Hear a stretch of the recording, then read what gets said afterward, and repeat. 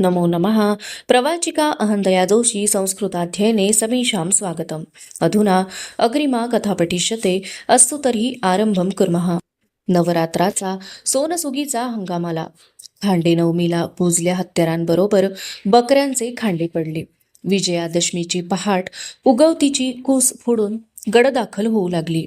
राजांनी आणि शंभूबाळांनी खासे महलाच्या हमामखान्यात पहाट स्नान आटोपले. अंगावर जगदंबेच्या भूतेपणाची वस्त्रे पेहरून मस्तकावर डौलदार पगड्या चढविल्या. आबा आणि फर्जंद शंभू जिजाबाईंच्या महालात त्यांच्या दर्शनासाठी आले. दोघांनी जिजाऊंच्या पायावरची सोनधूळ मस्तकी घेतली. राजे प्रसन्नपणे म्हणाले, आऊसाहेब, आज आम्ही गडावरच्या 5 उंबरठ्यांसमोर आईची परडी मागणार आहोत. आशीर्वाद द्यावा. कुणाकुणाच्या उंबरठ्याचं दर्शन आम्ही करावं त्याचा सल्ला सांगावा. राजे जे पोख्त कदीम असतील त्यांच्यासमोर आईच्या भुत्तेपणाचे हात पसरा. थोरांचे पहाट दर्शन कारी लावणारं असतं. जिजाबाई म्हणाल्या. जिजाबाईंचा आशीर्वाद घेऊन राजे शंभूंसह महालाबाहेर पडले. आज राजांच्या संगती सरंजाम म्हणून कोणीच नव्हते. जगदंबेच्या वाटेवर कसला सरंजाम? ही वाट फक्त भोसल्यांची होती. एक तळपता भोसला दुसऱ्या उगवत्या भोसल्याला घेऊन चालला. एक धावती पिढी दुसऱ्या चालत्या पिढीला घेऊन चालली. जगदंबेची परडी मागण्यासाठी दोघांच्या हातातील परड्यात हळदी कुंकवाचा दिलजमाव केलेला भंडारा होता. गळ्यात कवड्यांच्या माळा होत्या. राजांचे ते रूप कैलास पर्वतावरच्या जीवनविरक्त शिवासारखे दिसत होते. लाखो होनांची सोनरास ज्याच्या जामदार खाण्यात दास्तानी पडली होती तो शिवराज आज योगीराज झाला होता. उमद्या अरबी घोड्यावरून धावणी घेणारा, सुवर्णमंडित पालखीतून गडचढी करणारा तो सह्याद्रीचा कुबेर, मावळी गोपगोपाळांच्या रांगड मनावर राज्य करणारा तो भोसली कोळीचा यादवराज जगदंबेचे भुत्तेपण मिरवत पायी चालला होता. त्याच्याबरोबर त्याच्या अग्निवंत रक्ताचा वसा सांगणारा त्याचा फर्जंद शंभू चालला होता. उगवतीच्या सूर्याला विशाल आकाश संगती घेऊन चालते करते तसे ते दृश्य होते. हर एक भोसला जगदंबेचा जन्मातेचा नामजात भुत्या असतो. हातात उदराची परडी देऊन ती त्याला जन्मरूपी 84 लक्ष दारादारात फिरवते.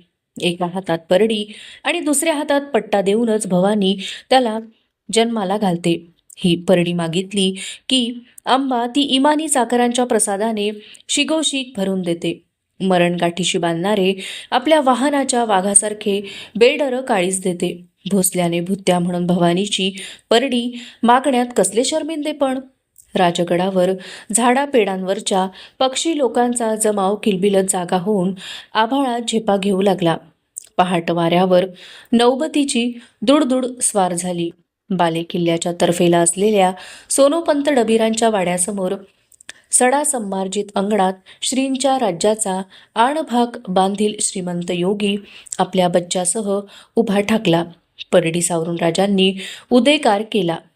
आईचा उदे. शंभूबाळांनी तो उचलून धरला. भवानीचा उदे.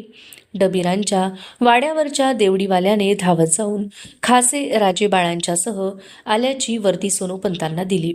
पंत लगबगीने वाड्याच्या हमचौकात आले. सामने राजांना बघून ते गडबडून गेले. अदमबुजरा घालून ते खालगर्दनीने कसे तरी म्हणाले, आज्ञा झाली असती तर सेवक सदरेवर रुजू झाला असता. राजांनी आत यावं. नाही पंत, आम्ही आज या क्षणी राजे नाही. आईचे भक्त म्हणून तुमच्या जाणत्या उंबरठ्यासमोर परडी मागायला आलेले भुत्ते आहोत. आजची मर्यादा उंबरठ्यापर्यंतच. शिधा वाढा. राजांनी एक हात शंभूंच्या खांद्यावर ठेवून दुसऱ्या हाताने परडी पुढे केली. शंभूंनी आपल्या दोन्ही हातातील परडी पुढे सरशी केली. सोनोपंतांचे मन ते बोल ऐकून भरून आले. त्यांनी पायगतीची नजर उठवून राजांच्या वर जोडली. समोरचे थोर शिवपण आणि धाकुटे शंभूपण बघताना त्यांच्या उतार डोळ्यात पाणकळा तरळली. पंतांना क्षणभर वाटले तडक समोर जावे आणि राजांच्या अनवाणी पायाची सडक रक्त जागती सतेज बोटे त्यांवर मस्तक ठेवून डोळ्यांतील पाणकळ्याने साफ साफ धुवून काढावीत. पंतांनी वाड्यात जाऊन तांदूळ भरले तबक आणले. ते दगडी उंबरठ्यावर ठेवून एक ओंजळ भरून घेतली. राजांच्या शांत मुद्रेकडे, तलवारीच्या पात्यासारख्या बाकदार नाकाकडे भरल्या नजरेने पाहत सोनोपंतांनी ओंजळ राजांच्या हातातील परडीत उतरविली. उगवतीला सूर्योदय झाला होता. आभाळ तळपत्या सूर्याच्या ओंजळीने सोनकिरणांचे बाण मावळ मुलखाच्या परडीत घालू लागले होते. पंतांनी वाकून शंभू बाळांची परडी ओंजळीने भरली. त्यांच्या मळवटावर परडीतील भंडाऱ्याची बोटे पुसत बाळराजे म्हणाले, भवानी आईचा उद. राजे आणि शंभू बाळ सोनोपंतांच्या वाड्याच्या अंगणातूनच परतले. त्या दोन भक्तांना पाठमोरे बघताना पंतांचे डोळे एवढे भरून आले की त्यांना त्यांच्या आकृती दिसतच नव्हत्या. दिसत होता तो फक्त गड उजळणारा प्रकाश. नेताजीराव पालकर, मोरोपंत, येसाजी कंक, अण्णाजी दत्तो अशा आणखी 4 जाणत्यांच्या वाड्यांसमोर परडी मागून राजे आपल्या खासगीच्या महालाकडे परतत होते. त्यांना शंभू बाळांसह भूत्याच्या वेशात परतताना पाहून उन्हात उजळून निघालेला राजगडाला ऐटदार फेर भरलेली गडमाची स्वतःलाच म्हणत होती, आदिशक्तीचे हे कौतुक बघायला आज सईबाई पाहिजे होत्या. उन्ह तापीचे दिवस आले. राजे वर्धनगडाकडे जायला निघाले. मासाहेब आणि शंभू बाळांचा निरोप घेऊन त्यांनी राजगड सोडला. शंभू बाळांना आता घोड्याचा लळा लागला होता. रायाची आणि अंतोजी गाडे बाळराजांना स्वतः संगती घोड्याच्या पाठीवर घेऊन रपेटीचा सराव होण्यासाठी त्यांची मांड तयार करून घेत होते. महम्मद सईस हा घोडेपारखी अरब त्यांना घोड्याच्या लकबीची पहचान करून देत होता. कायदे केव्हा आखडावेत, केव्हा ढिले टाकावेत याची जानकारी देत होता. राजांची कृष्णा, कबुतरी, तुरंग, विश्वास, बिजली ही घोडी शंभूबाळ आपल्या हातांनी कायदे ओढीत खेचून नेऊन ती पागेत ठाण करू लागले. घोडा हे जनावर बाळराजांना प्यारे झाले. त्यांच्या रंगचमक खोब्याजवळ थाप मारताच त्याच्या सतेज कातड्याची होणारी थरथर पाहून बाळराजांचे बालमन थरकून उठू लागले. वाऱ्याच्या झकमीक बरोबर टाकोटाक कान टवकारणारा घोडा स्वाराने टाच भरताच आघाडीचे दोन्ही खूर उंच उठवून अंगभर खिंकाळणारा घोडा. गड उतार होताना सावध चालीने जपून एक एक खूर उचलून तोल सावरणारा चतुर घोडा.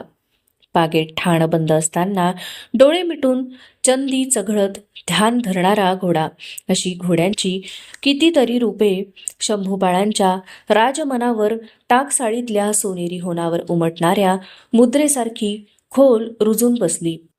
गोमाजी बाबा पानसंबळ धाकल्या राजांना तलवारीची मूठ कशी पेलावी, हातीपट्टा कसा चढवावा, भालाफेकीचा धावता मोहरा अचूक कसा साधावा, पट्ट्याचा चौक फिरताना ढाल आडवी टाकून वार कसा तटवावा, विट्याचे पाते दूर फेकून लगीतच पुन्हा मागे कसे घ्यावे यांची जुजबी टिगळ देऊ लागले. जिजाऊ आपल्या बाळराजांना रामायण महाभारतातील भुजबळ निधड्या असामींच्या कथा सांगू लागल्या. बाळराजांच्या चौकस सवालांना माया भरले चाप देऊन त्याचे समाधान करू लागल्या. चक्रव्यूहात एकाकी लढत खेळणारा अभिमन्यू, उमरकवळी असता बळजोर कंसाच्या छातीवर मांड ठोकून बसणारा श्रीकृष्ण, बकासुराची पाठ तिंबून त्याला ताराज करणारा हत्तीजोड ताकदीचा भीम, मत्स्यभेद करणारा धनुर्धारी अर्जुन, धरतीने फितवा करून फसविलेले रथचक्र उठवण्याच्या खटपटीत असलेला कर्ण, पंख तुटेपर्यंत रावणाशी झुंज घेणारा इमानबंद जटायू, पादुकांचा प्रसाद घेऊन रामचंद्रांकडून परतलेला भरत, कैकेयीच्या कारस्थानी मनसुब्याने अयोध्येच्या मुलखाला परागंदा झालेला राम, लक्ष्मण, सीता या साऱ्या असामी बाळशंभूच्या मनाच्या सदरेवर दाखल होत होत्या. थंडीचे दिवस सरतीला लागले. राजे मोहिमेवरून राजगडावर येत असल्याची वर्दी आली. पेण भागात मिऱ्या डोंगराजवळ राजांची आणि शास्ताखानाचा सरदार नामदार खान याची गाठ पडली होती. लढाईच्या चकमकीत राजांचे कृष्णाजी बाबाजी हे सुभेदार कामी आले. वाघोजी तुपे जाया झाले होते. त्यांचा विचार मनात घोळवत असताना राजे राजगडावर आले आणि याच दरम्यान बरेच दिवस मनात घोळत असलेली एक पुराणी ख्वाहिश औरंगजेबाने दिल्लीत बसून पुरी करून घेतली. ग्वाल्हेरच्या अदबखान्यात असलेल्या आपल्या कैदी भावाला मुरादला मुल्ला मौलवींच्याकडून खुनी ठरवून त्याला कुराणे शरीफच्या कौलाने सजा ए मौत बहाल केली. तुरुंगात खितपत पडलेल्या मुरादला 2 जल्लादांनी साखळ दंडासकट बाहेर काढला. त्याच्यावर मौलवींनी अहमदाबादच्या अली नकी या इस्लामी बंद्यांचा खून लादला होता. दिल्लीचा बादशहा होण्यासाठी गुजरात सुभा सोडून औरंगजेबाला सामील झालेला मुराद खुनी म्हणून ग्वाल्हेरच्या रयतेला साखळ दंडासह दाखवण्यात आला. मयूर सिंहासनाचे स्वप्न पाहण्याचा मूर्खपणा करणाऱ्या मुरादला ग्वाल्हेरच्या कत्तलीच्या चबुतऱ्यावर चढविण्यात आले. बकरी ईदचे बकरे जेवढ्या जाहीर शांतपणाने तोडण्यात येते तेवढ्या थंडपणाने औरंगजेबाच्या जल्लादांनी मुरादची गर्दन ग्वाल्हेरच्या भर चौकात धडावेगळी केली. शहाजादा मुरादचे प्रेत बागींच्या म्हणजे बंडखाराच्या कब्रस्तानात दफन करण्यात आले. दाराला पूर्वीच दफा करण्यात आले होते, आता मुरादला मारण्यात आले. पण या नाचीज बाबींचा परिणाम अबुल मुझफ्फर मुहीउद्दीन मुहम्मद औरंगजेब बहादूर आलमगीर पातशहा गाझी ही किताबत लावणाऱ्या औरंगजेबाच्या खासगी जिंदगीवर व्हायचे काहीच कारण नव्हते. मुरादला कत्ल केल्यापासून 3 महिन्यांच्या आतच त्याने आपला बच्चा मुहम्मद अकबर याचा औरंगाबादेत शाही थाटात दावत घालून सुंता साजरा केला. औरंग म्हणजे सिंहासन, जेब म्हणजे त्याची शोभा वाढविणारा हेच खरं. आपल्या नावाचा असा और मतलब फक्त औरंगजेबाच्या खानदानी शाही रक्ताला सुचणारा होता. शिवाजीसारखे काफर सिंहासनाला गादी म्हणत होते, त्या गादीची शोभा वाढविणाऱ्या गुणाला इमान म्हणत होते. असला गावंढळ मतलब औरंगजेबाला मात्र मुळीच मान्य नव्हता. राजगडावर कदरेच्या सदरीसाठी मोरोपंत, अण्णाजी दत्तो, निळो सोनदेव, नेताजीराव, येसाजी अशी मंडळी जमली होती. सदर बैठकीवर राजे, जिजाऊ आणि शंभू सुखावले. राजांनी हाताने इशारत करताच सारी मंडळी बिछायतीवर बसली. भंडारा उधळून राजांनी मनसुबा खुला केला. आमच्या कारभाराच्या कानोजाप्त्यात काही फेर करणे आहे. ही सदर आम्ही त्या कारणे बोलावली.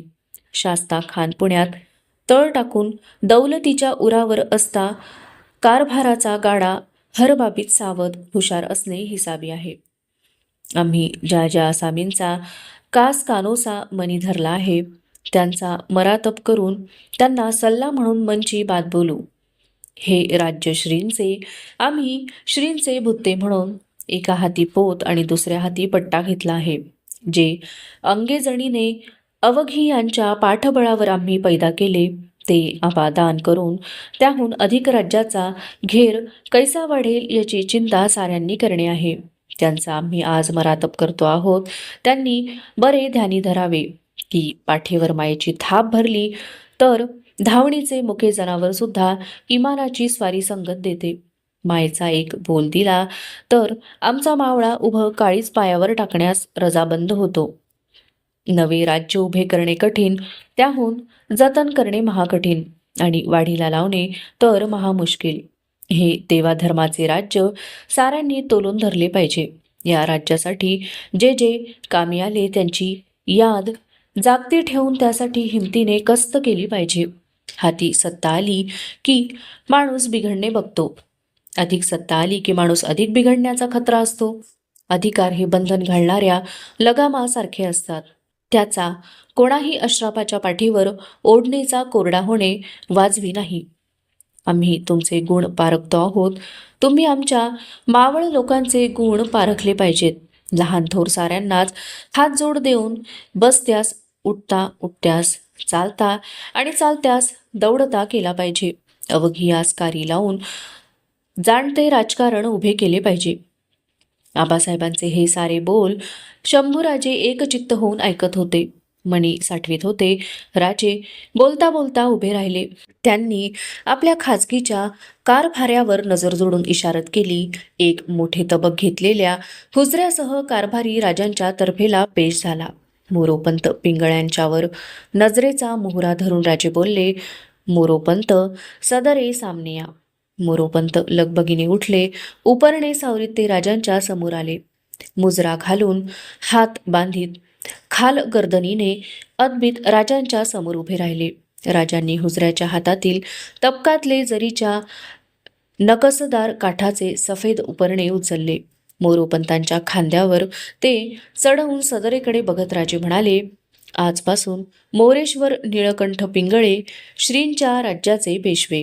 आम्ही राज्यावर चालून येणारा गनिम आमच्या डोळ्यांनी पारखू आणि त्यास नतीजा देऊ. राज्यातील कारभार पंतांच्या जागरूक डोळ्यांनी बघू. मोरोपंत गहीवरून गेले. त्यांनी वाकून राजांच्या पायांना हात लावून तो आपल्या मस्तकाला टेकविला. त्यांना खांद्याला धरून वर उठवीत राजांनी त्यांच्या छातीला छाती भिडवीत त्यांची भेट घेतली. पंतांनी जिजाऊंना आणि शंभू बाळांना मुजरा घातला. मोरोपंतांनी मुजुमदारी राजांनी निळो सोनदेवांना दिली. अण्णाजी दत्तो प्रभुणीकर यांना सूरनिशीची वस्त्रे बहाल केली. पंडितराव हे धर्मशास्त्र जाणणाऱ्या विद्वानासाठी नवे पद निर्माण करून ते रघुनाथ भट यांना दिले. कदरेची ही सदर उठण्यापूर्वी राजांनी नेताजी पालकरांना सुपे भागात धामाधूम घालणाऱ्या नामदार खानाचा बंदोबस्त करण्याची कामगिरी जोडून दिली. सदर उठली.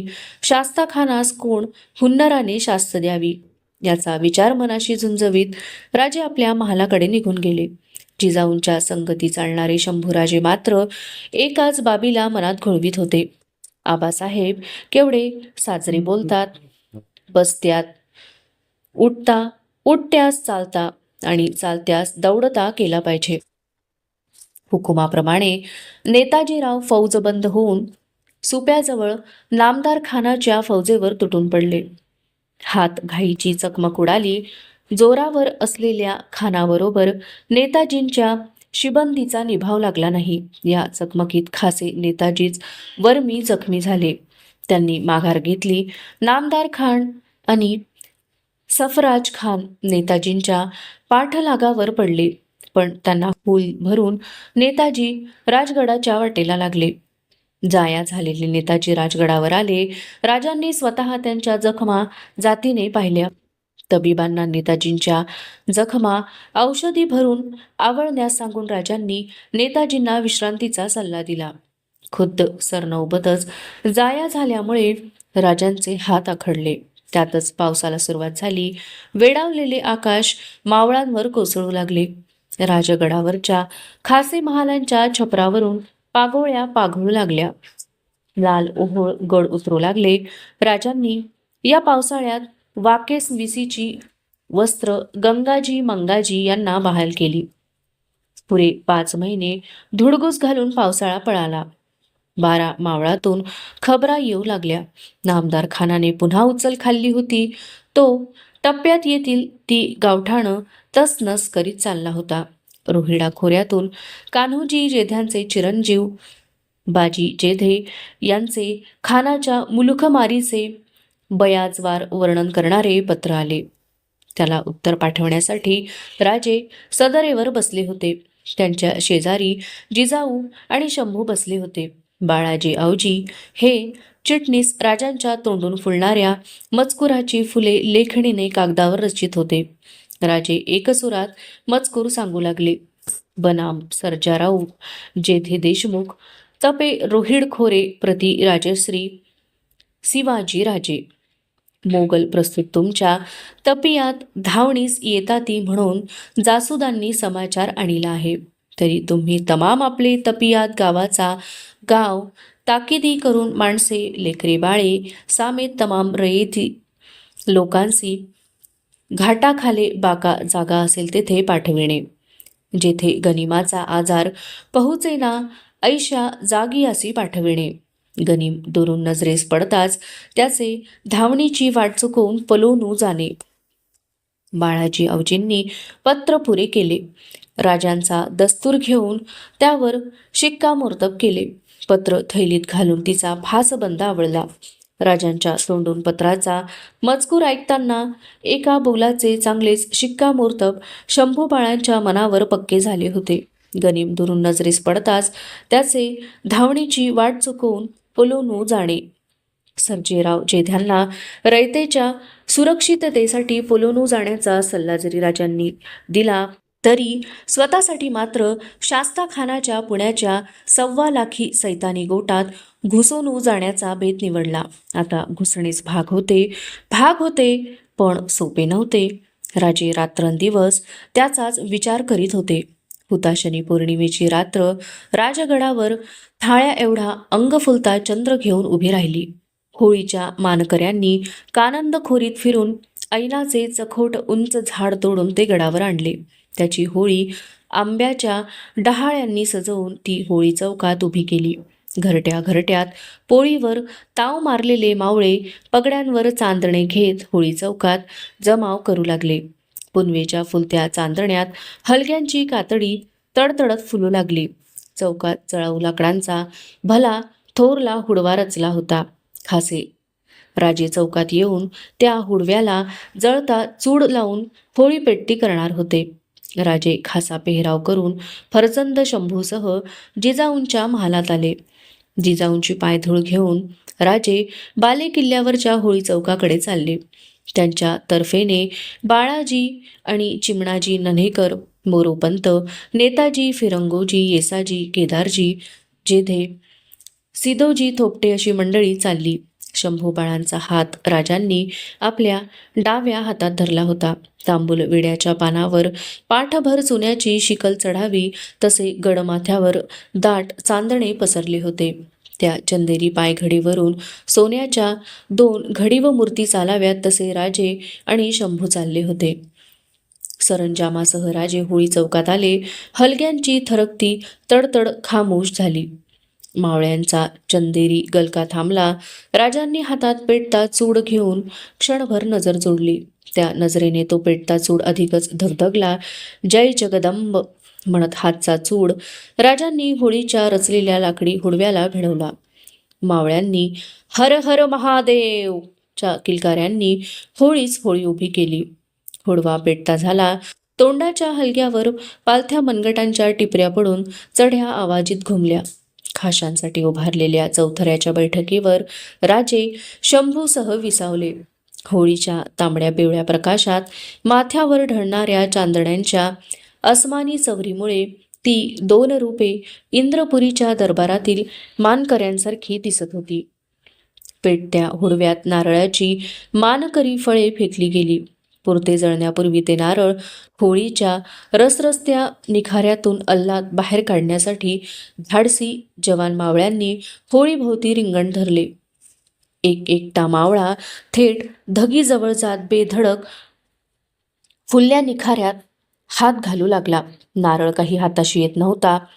घातल्या हातावरचे राकट केस मात्र राख होऊन धगीत मिसळत होते. होळी कुणाला जवळ घ्यायला तयार नव्हती. लाकडाच्या गाठी पेटता पेटता फाटकन ठणकत मध्येच फुटत होत्या. होळी आणि मावळे इरेसरीला पडले होते. होळी आपल्या उदरातील दान द्यायला तयार नव्हती. मावळे तिच्या निखाऱ्यांच्या आग पेटल्या गोटाला खंटी घालून ते बाहेर काढण्यासाठी हट्टाला पेटले होते. झेपावलेल्या एका सर्जा मावळ्याच्या हाताला निखाऱ्यातला नारळ एकदाचा लागला.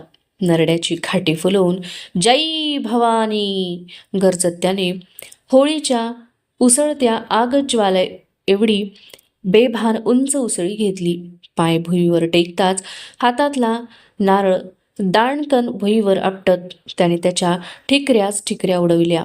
त्याचा तळवा नारळाच्या तपल्या करवंटीने पोळून निघाला होता. पण उरात पेटते काळीज असणारे पोळत्या तळव्याचा हिसाब धरीत नसतात.